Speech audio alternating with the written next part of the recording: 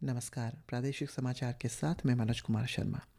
प्रधानमंत्री नरेंद्र मोदी और ग्रीस के प्रधानमंत्री किरियाकोस मित्सोताकिस ने दोनों देशों के बीच रणनीतिक साझेदारी को मजबूत करने की अपनी प्रतिबद्धता दोहराई।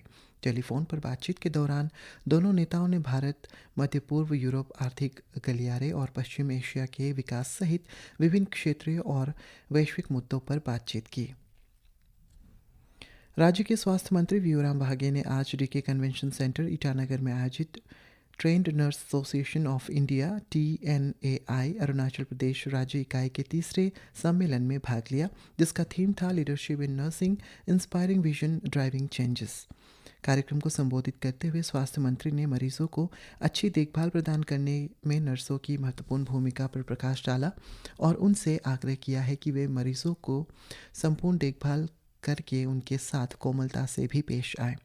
इस कार्यक्रम का आयोजन स्वास्थ्य सेवा पेशेवरों को नर्सिंग में उत्कृष्टता पर चर्चा करने और उन्हें बढ़ावा देने के लिए किया गया।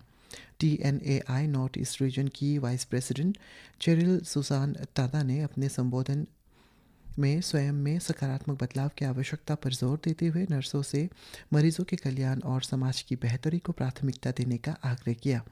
राज्य के स्वास्थ्य सेवा निदेशक डॉक्टर रिकेन रिना ने भी नर्सों को ईमानदारी और समर्पण के साथ सेवा करने के लिए प्रोत्साहित किया। राज्य में कैंसर के बढ़ते मामलों के कारणों का पता लगाने के लिए एक संयुक्त अध्ययन करने के तहत डॉक्टर बी बोरुआ कैंसर संस्थान BBCI गुवाहाटी और अरुणाचल प्रदेश राज्य कैंसर सोसाइटी के बीच एक समझौते ज्ञापन पर हस्ताक्षर किए गए। समझौता ज्ञापन पर हस्ताक्षर राज्य के स्वास्थ्य और परिवार कल्याण मंत्री व्यूराम वाघे ने गत शुक्रवार को डॉक्टर बी बोरुआ कैंसर संस्थान के अपने दौरे के दौरान की। इस शोध अध्ययन का सभी आधिकारिक औपचारिकताओं और नैतिक मंजूरी पूरी करने के बाद जल्द ही लोअर सुबनसिरी जिले की जीरो में शुरू होने की संभावना है।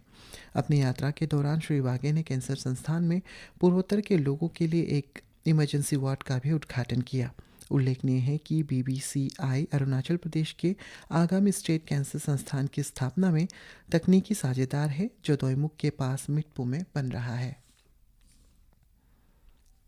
केंद्रीय मंत्री किरेन रिजिजू ने गत शुक्रवार को कहा है कि उन्होंने दिवाली के शुभ अवसर पर भारतीय सेना की 101 चौकी के दौरे के दौरान तवांग के पास भारत चीन सीमा पर चीन की पीपल्स लिबरेशन आर्मी के सैनिकों से बातचीत की। श्री रिजिजू ने गुरुवार को बुमला में सेना के जवानों के साथ दीपावली भी मनाई। सोशल मीडिया X पर पोस्ट किए गए एक छोटे वीडियो में केंद्रीय संसदीय और अल्पसंख्यक मामलों के मंत्री को एक इंटरप्रेटर के माध्यम से 3 PLA सैनिकों से बातचीत करते हुए देखा गया, जिसमें उन्होंने उनसे पूछा है कि समुद्र तल से 15,000 फीट की ऊंचाई वाले क्षेत्र में तैनात होने के बावजूद कैसे अपना कार्यभार संभाल रहे हैं। जवाब में PL सैनिकों ने कहा है कि उन्हें ऐसे क्षेत्रों में किसी प्रकार की कोई समस्या नहीं होती है। केंद्रीय मंत्री ने अंतर्राष्ट्रीय सीमा पर सरकार द्वारा बनाए गए बुनियादी ढांचे और अन्य विकास कार्यों की भी प्रशंसा की। वेस्ट कामेंग जिले के अपने पहले दौरे के दौरान राज्य के मुख्य सचिव मनीष कुमार गुप्ता ने आज खेलो इंडिया परियोजना के तहत बोमडीला में मल्टी स्पोर्ट्स स्टेडियम का उद्घाटन किया। अपने संबोधन में श्री गुप्ता ने युवाओं से खेलों में शामिल होने और समाज में नशीली पदार्थों से होने वाले खतरों को रोकने में मदद करने का आग्रह किया।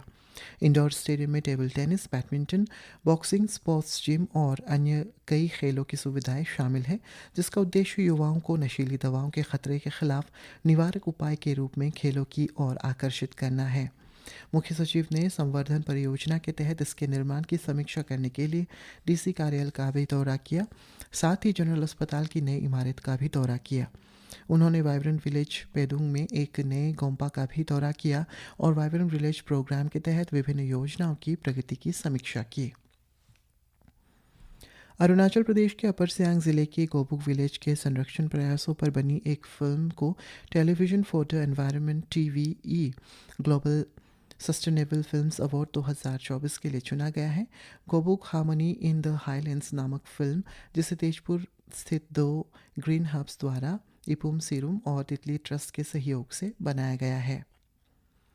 और राजीव गांधी विश्वविद्यालय आरजीयू दोईमुख का 22वां दीक्षांत समारोह आगामी 30 नवंबर को आयोजित किया जाएगा, जिसमें शैक्षणिक सत्र 2023-24 के लिए विभिन्न डिग्री प्रदान की जाएगी। इसी के साथ ये समाचार बुलेटिन समाप्त हुआ। नमस्कार।